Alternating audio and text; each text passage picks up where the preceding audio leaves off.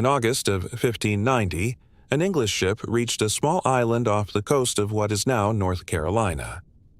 Governor John White had been away for 3 years. Somewhere beyond the shoreline, his daughter, his granddaughter, and more than 100 settlers were waiting for him, or so he hoped. But when White entered the settlement, he found no one. No bodies. No obvious battlefield. No message explaining what had happened. Only a single word carved into the wood. Croatoan. That word has haunted American history for more than 4 centuries. But Roanoke may not be a story about people vanishing without a trace. It may be a story about clues we have misunderstood. The Roanoke venture was not England's first visit to the region. Earlier expeditions had explored the coast and attempted to establish a military settlement. Those efforts damaged relations with some of the indigenous communities already living there. In 1587, a new group crossed the Atlantic. The expedition included 118 men, women, and children. Their official destination was the Chesapeake Bay, but the ship's pilot left them at Roanoke Island instead. Their governor was John White, an artist and mapmaker who had visited the region before. His own family joined the colony. Soon after arriving, White's daughter Eleanor Dare gave birth to Virginia Dare, the first English child born in the English colonies of North America. But the settlement faced an immediate problem. Supplies were limited, and relationships in the region were fragile. The colonists asked White to return to England for help. Before he left, White agreed on a simple signal. If the settlers moved, they would carve the name of their destination into a tree or post. If they had been forced away under threat, they would add a Maltese cross. White sailed for England expecting to return quickly. He was wrong. Europe was moving toward war. England feared a Spanish invasion, and ships were pulled into the conflict that culminated in the Spanish Armada of 1588. White struggled to find a vessel that could carry him back across the Atlantic. A small relief attempt failed. Time passed, and the settlers on Roanoke were left without the supplies they had expected. It was not until 1590 that White finally secured passage with privateers, sailing toward the West Indies. On August 18th, Virginia, Dare's 3rd birthday, White reached Roanoke Island. The scene was unsettling but not chaotic. The houses had been taken down. The settlement had been enclosed by a defensive palisade. On a tree, the search party found the letters CRO. On the palisade, they found the complete word, Croatoan. Most importantly, White reported no Maltese cross. According to the signal he had arranged, the settlers did not appear to be saying they had fled under immediate force. Croatoan was not a meaningless word. It referred both to an indigenous community and to an island south of Roanoke, an island now generally associated with Hatteras Island. White believed the message meant that the colonists had moved there. He wanted to investigate immediately, but the expedition was struck by bad weather and dangerous seas. The ship lost anchors, and the crew refused to continue the search. White was forced to leave. He never reached Croatoan.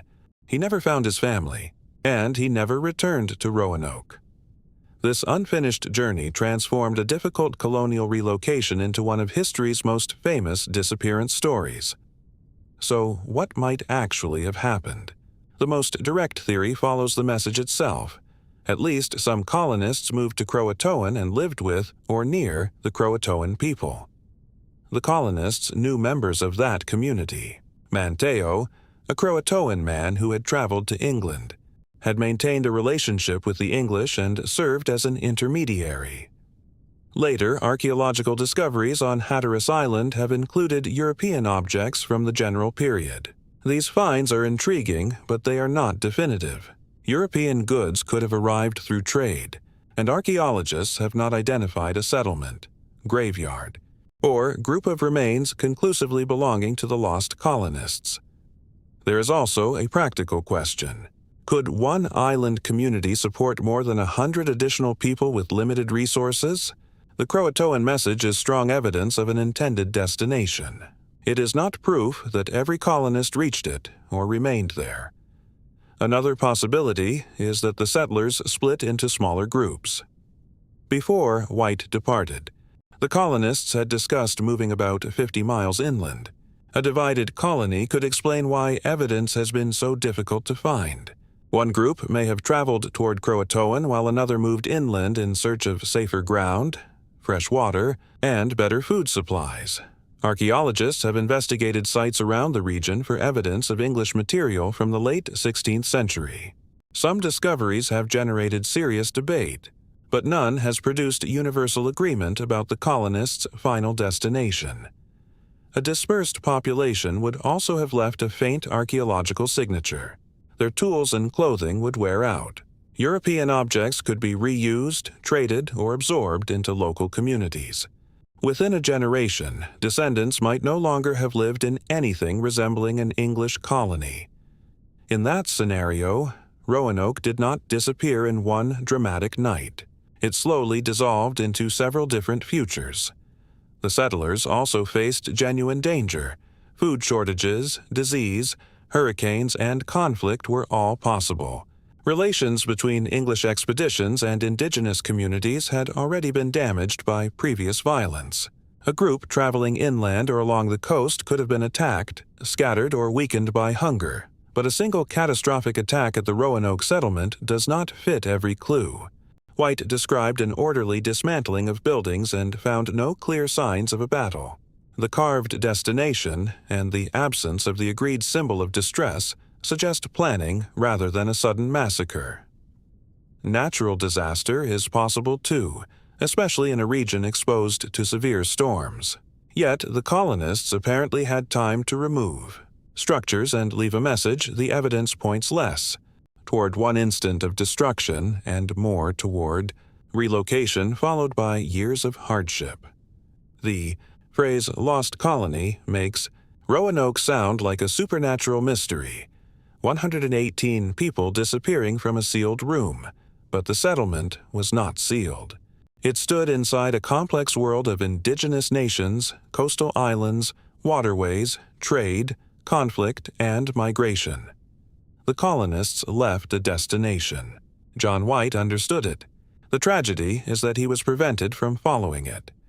The most reasonable conclusion may be that the settlers left Roanoke deliberately, then divided, integrated with local communities, or died gradually as circumstances changed. But no surviving document or archaeological discovery has yet proven a complete answer. That is why the word Croatoan remains so powerful. It is both the best clue we have and the beginning of another mystery.